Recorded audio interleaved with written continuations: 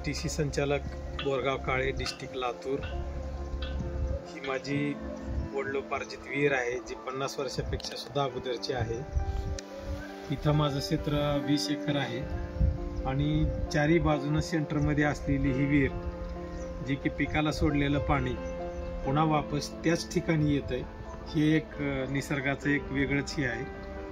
आणि पिकाला जे पाणी आपण देतो याचा pH मेंटेन ह्या पाण्यामुळे होते, कारण 6.5च्या पुढे pH जात नाही, कारण कुठेही सोडलेलं पाणी शेवटी मग वापस याच ठिकाणी येते आणि या पाण्यापासून कुठलाही धोका नाही, कारण हे एकदम शुद्ध पाणी आहे, पिकासाठी अगदी योग्य आहे। धन्यवाद।